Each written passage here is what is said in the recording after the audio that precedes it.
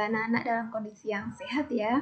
Hari ini Bu Maliha akan mengajak anak-anak kelas 4 untuk membahas tentang penilaian tengah semester yang sudah kalian kerjakan kemarin. Nah, sekarang kita akan bahas soal-soal yang sudah kalian kerjakan agar kalian mengetahui bagian mana dari soal tersebut yang kalian salah dan yang kalian merasa kesulitan. Nanti diperhatikan baik-baik ya. Baik, kita mulai dengan membaca doa sebelum belajar. Bismillahirrahmanirrahim. Rabbi zidni ilma warzuqni fahma. Amin ya rabbal alamin. Baik, langsung saja untuk pembahasannya. Nomor 1, kalian perhatikan ya. Kitab suci merupakan pedoman hidup bagi umat beragama. Kitab suci umat Islam adalah? Betul sekali, jawabannya adalah Al-Quran.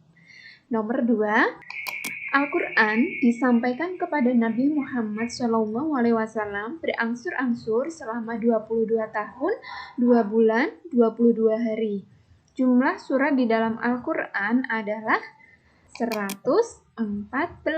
Betul sekali. Lanjut ya, nomor 3. Kalian perhatikan soal nomor 3. Surat Al-Falaq termasuk surat di dalam Al-Quran. Surat Al-Falaq urutan surat yang betul sekali, yang ke-113. Kemudian yang nomor 4, diperhatikan, setiap surat di dalam Al-Quran memiliki nama dan mengandung petunjuk bagi umat manusia. Surat Al-Falaq artinya adalah waktu subuh. Kemudian kita lanjut yang nomor 5. Anak-anak perhatikan soal nomor 5. Surat Al-Falaq terdiri dari berapa ayat? Coba kita baca bersama-sama terlebih dahulu biar kalian bisa menghitung. Bismillahirrahmanirrahim. Qul a'udzu birabbil falaq min syarri ma khalaq wa min syarri ghasiqin idza waqab wa min syarri naffasati fil uqad wa min syarri hasidin idza hasad. Ada berapa? Ada 5. Betul sekali. Lanjut di soal yang ke-6. Diperhatikan. Surat Al-Falaq diturunkan di kota Mekah. Surat Al-Falaq tergolong surat Makkiyah. Diingat-ingat ya, surat yang turun di kota Mekah sebelum Nabi Muhammad hijrah ke Madinah itu disebut surat Makkiyah. Sebaliknya, surat yang turun di kota Madinah yang diturunkan Allah setelah Nabi Muhammad SAW hijrah ke Madinah itu disebut surat Madaniyah. Kemudian lanjut di nomor 7. Rasulullah sering membaca surat ketika dalam perjalanan agar selalu terpelihara dari kejahatan. Surat yang dibaca Rasulullah adalah D. Surat Al-Falaq. Ya, dibaca di dalam perjalanan. Lanjut di soal nomor 8. Kita berlindung dari kejahatan hanya kepada Allah Subhanahu wa Ta'ala. Jawabannya A. Ya, karena kita hanya boleh meminta perlindungan kepada Allah Subhanahu wa Ta'ala. Yang nomor 9, surat Al-Falaq menceritakan kejahatan yang dapat menimpa manusia. Kejahatan yang tidak disebutkan dalam surat Al-Falaq adalah, diingat-ingat ya, kejahatan yang tidak disebutkan dalam surat Al-Falaq. Kejahatan alien, kejahatan makhluk, kejahatan malam apabila gelap gulita, atau kejahatan tukang sihir. Iya, jawabannya adalah kejahatan alien. Jadi kejahatan makhluk, kejahatan malam apabila telah gelap gulita, dan kejahatan tukang sihir itu dibahas dalam surat Al-Falaq. Nomor 10, kejahatan iblis kemudian sengatan kalajengking, ular berbisa, termasuk dalam kejahatan apa kira-kira? Iya, betul, kejahatan makhluk. Kalian perhatikan ya, ada iblis. Iblis itu makhluk gaib. Ada kalajengking, ya, hewan.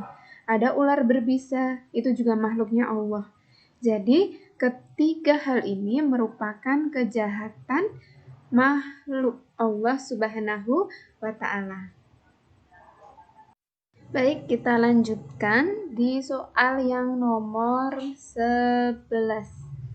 Terjadinya santet, teluh, maupun pelet termasuk kejahatan apa kira-kira? Ada santet. Ya, jawabannya adalah tukang sihir. Itu merupakan kejahatan dari tukang sihir. Ada santet, telut, kemudian maupun pelet.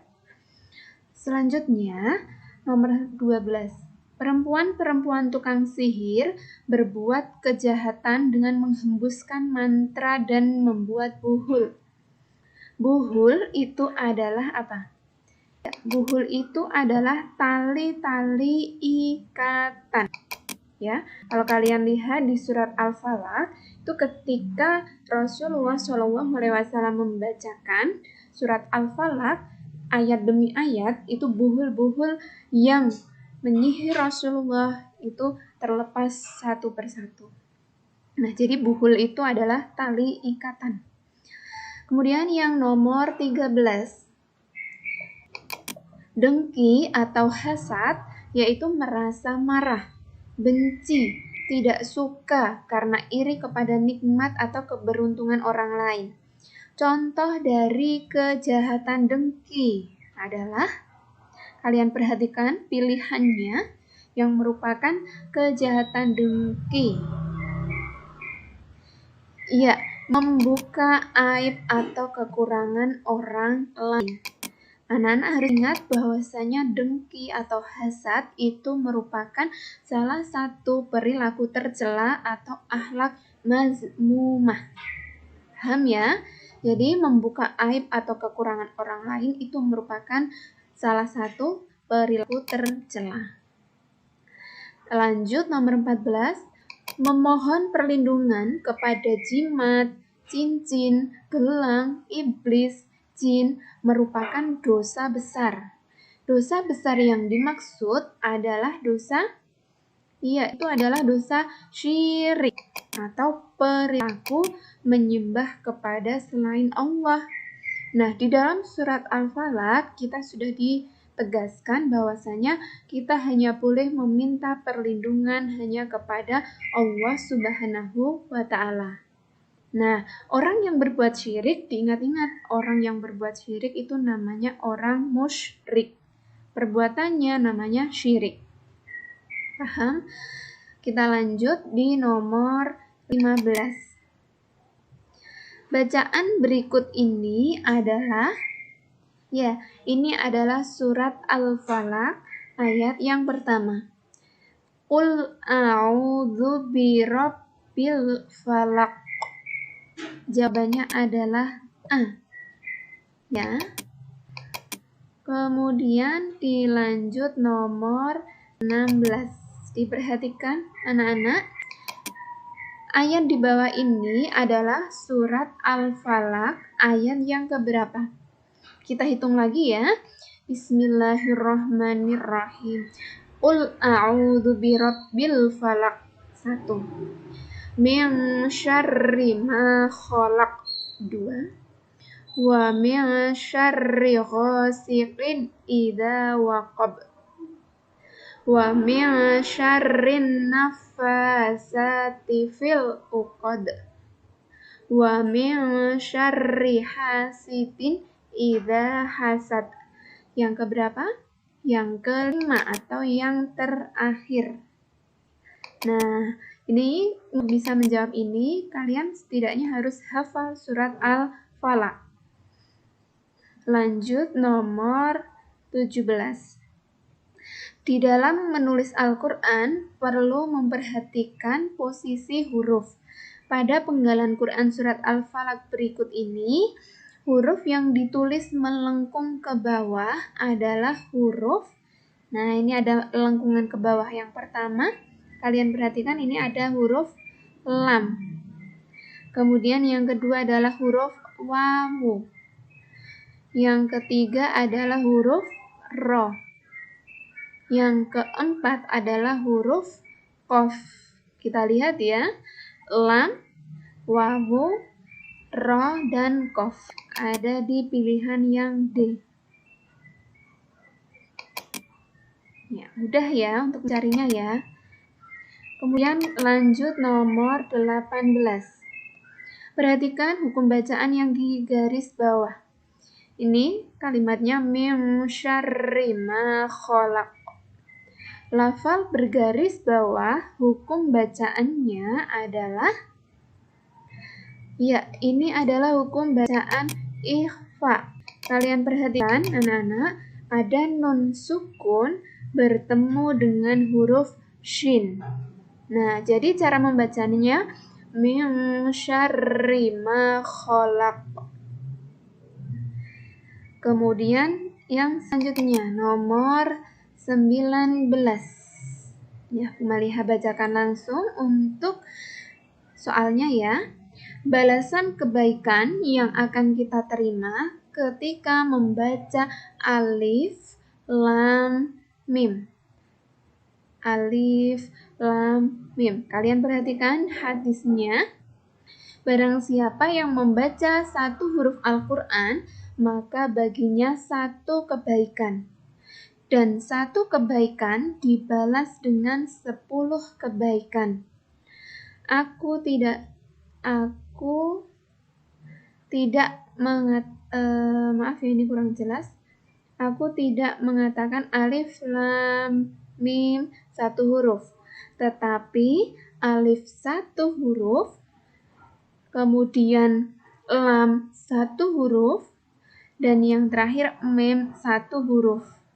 Nah, jadi kalau kita membaca alif, lam, mim, itu adalah balasan kebaikan yang akan kita terima adalah sebanyak 30. Karena membaca satu huruf, balasannya adalah 10. Kalau 3 huruf adalah 30. Paham ya? Kemudian yang nomor 20. Apabila kita membaca surat Al-Falaq, insya Allah kita akan terpelihara dari berbagai macam kejahatan. Dengan demikian, surat Al-Falaq ini mengajarkan kepada kita bahwa, apa coba kira-kira? Hanya Allah lah tempat berlindung. Ya. Jadi hanya Allah tempat kita untuk berlindung, meminta pertolongan, bukan kepada selain Allah Subhanahu wa ta'ala. Selanjutnya, nomor 21. Iman memiliki arti mempercayai, membenarkan. Jumlah rukun iman adalah, jumlah rukun iman adalah 6. Iman kepada Allah Subhanahu wa ta'ala, kepada malaikat, kepada kitab suci Allah Subhanahu wa ta'ala, kepada nabi dan rasul, kepada hari kiamat, dan kepada qada dan qadar. Ada 6. Nah, ini urutannya yang baru saja Maliha sebutkan ya.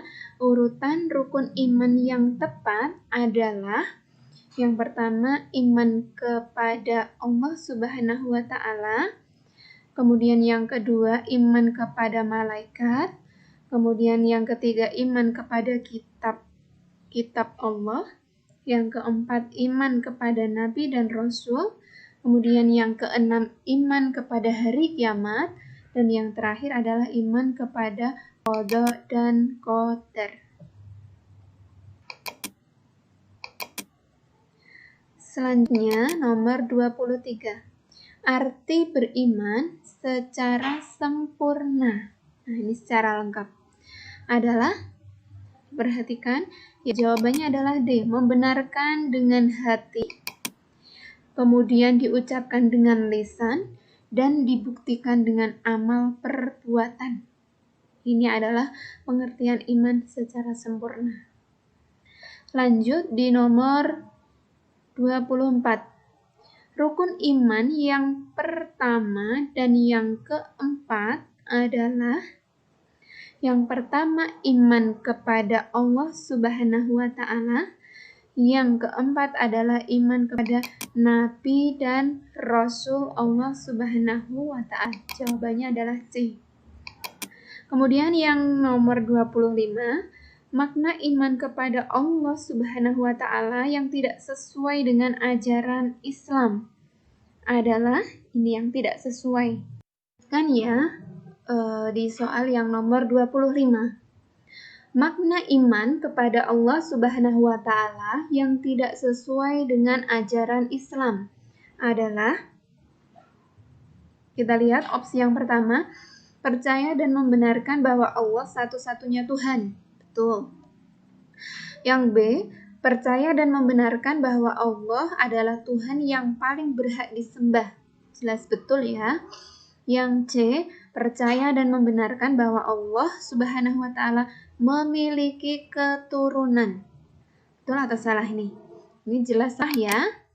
Kemudian yang D, kita lihat dulu yang D, percaya dan membenarkan bahwa Allah Subhanahu wa Ta'ala ada. Allah pencipta alam semesta. Jadi yang tidak sesuai dengan ajaran Islam adalah yang C. Percaya dan membenarkan bahwa Allah Subhanahu wa Ta'ala memiliki anak keturunan. Lanjut ya, nomor 26. Kita mengenal Allah Subhanahu wa Ta'ala dengan cara A, melalui penglihatan secara langsung, tidak ya. B, melalui bantuan dukun dan jin, ini jelas tidak. C, melalui mimpi dan ramalan, jelas tidak ya. Yang D, melalui alam semesta, Al-Quran, dan Asma'ul Husna. Jawabannya adalah D, melalui alam semesta, kemudian Al-Quran, dan juga Asma'ul Husna. Seperti yang sudah Bu Maliha jelaskan beberapa minggu lalu ya, anak-anak ingat-ingat kembali materi ini. Kemudian yang nomor 27. Setiap keberadaan benda di sekitar kita, seperti kipas angin, televisi, radio, dan lain-lain, pasti ada penciptanya. Begitu pula dengan keberadaan alam semesta, termasuk manusia dan bumi yang kita huni sekarang ini adalah bukti adanya Allah Subhanahu wa Ta'ala. Nah, ini merupakan salah satu cara mengenal Allah melalui alam semesta. Kita lihat sekeliling kita. Ada bumi, kemudian ada alam yang kita huni saat ini. Ini merupakan bukti adanya Allah Subhanahu wa Ta'ala. Lanjut, kemudian di nomor 28. Allah Subhanahu wa Ta'ala, Sang Pencipta dan Penguasa alam semesta dan isinya. Ciptaan Allah seperti langit, bumi, manusia, hewan, tumbuhan, jin, dan banyak yang lainnya. Pernyataan berikut ini yang benar adalah A. Pencipta disebut Khaliq, sedang yang diciptakan disebut Zat. Salah ya. Yang kedua, pencipta disebut Khaliq, yang diciptakan disebut unsur. Ini juga kurang tepat. Yang C, pencipta disebut Khaliq, sedangkan yang diciptakan disebut makhluk. Kita simpan dulu ya jawabannya ya. Yang D, pencipta disebut Khaliq, sedangkan yang diciptakan disebut benda. Yang paling tepat dan paling benar adalah yang C. Nah, pencipta ini disebut Khaliq dan yang diciptakan disebut makhluk. Ya.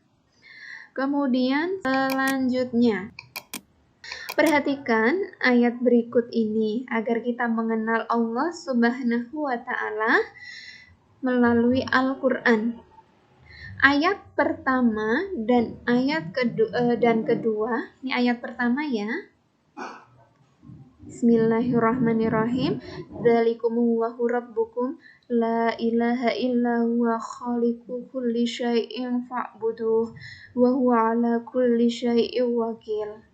Ayat yang kedua ini diperhatikan. Alhamdulillahi rabbil alamin. Nah, ayat yang pertama ini adalah ayat apa? Yang kedua ayat apa kira-kira? Iya, betul sekali. Yang pertama ini adalah Quran surat Al-An'am ayat yang ke-102 dan yang kedua adalah surat Al-Fatihah ayat yang pertama. Oke, kita lanjut kembali ya. Untuk yang nomor 30. Untuk bisa mengenal sesuatu, biasanya melalui nama. Demikian juga mengenal Allah Subhanahu wa Ta'ala, Allah memiliki nama-nama yang baik, disebut dengan Asmaul Husna. Paham ya? Baik, kita lanjutkan di nomor 31. Nama-nama Allah Subhanahu wa Ta'ala banyak, tetapi yang diperkenalkan Allah Subhanahu wa Ta'ala kepada manusia berjumlah 99. Ini merupakan Asmaul Husna atau nama-nama Allah yang baik, seperti yang tadi kita bahas di soal yang nomor 30. Kemudian yang nomor 32, Allah Subhanahu wa Ta'ala Maha melihat. Allah Subhanahu wa Ta'ala bisa melihat makhluk terkecil di alam semesta ini. Hal ini karena Allah Subhanahu wa Ta'ala disebut Al-Basir. Artinya Allah Maha melihat. Kalau Al-Adl, Allah Maha adil. Kemudian Al-Azim, Allah Maha agung. Kemudian Ar-Rahman, Allah Maha pengasih. Lanjut di nomor 33. Allah Subhanahu wa Ta'ala Maha adil. Allah Subhanahu wa Ta'ala menempatkan manusia sama di hadapannya. Tidak ada yang ditinggikan hanya karena keturunan, kekayaan, atau jabatan. Hal ini karena Allah disebut Al-Adl. Allah Maha adil. Ingat-ingat ya, karena Allah Maha adil. Kemudian yang nomor 34, Allah Subhanahu wa Ta'ala memuliakan seseorang hanya karena ketakwaannya. Arti takwa adalah yang betul adalah mengerjakan perintah Allah Subhanahu wa Ta'ala dan menjauhi larangan Allah Subhanahu wa Ta'ala. Jadi jawabannya adalah D, itu yang disebut dengan takwa. Kalau kalian sudah bisa menjalankan perintah Allah dan menjauhi larangan Allah, maka kita termasuk orang-orang yang bertakwa. Lanjut nomor 35. Berdasarkan Quran Surat Al-Hujurat ayat yang ke-13, maka alasan mengapa Allah Subhanahu wa Ta'ala menjadikan manusia berbangsa-bangsa dan bersuku-suku agar saling mengenal. Kita tidak boleh saling berperang. Meskipun berbeda agama, berbeda suku, berbeda bangsa, kita juga tidak boleh saling menghina, apalagi saling membeda-bedakan. Kita harus saling mengenal. Lanjut nomor 36, Allah Subhanahu wa Ta'ala Maha Agung. Allah tidak membutuhkan pertolongan. Allah dibutuhkan makhluknya dan Allah Subhanahu wa Ta'ala memenuhi kebutuhan makhluknya. Hal ini karena Allah Subhanahu wa Ta'ala disebut Al-Azim. Allah Maha Agung, artinya Allah tidak membutuhkan pertolongan siapapun. Berbeda dengan manusia yang merupakan makhluk sosial, pasti membutuhkan pertolongan dari orang-orang di sekitar kita. Kemudian lanjut di nomor 37.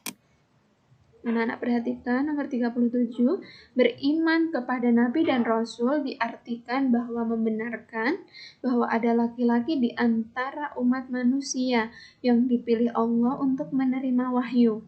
Nabi dan Rasul yang wajib kita imani berjumlah Iya, yang wajib kita imani berjumlah 25. Lanjut nomor 38. Ini diperhatikan ya, jangan sampai terbalik dengan nomor 39 anak-anak.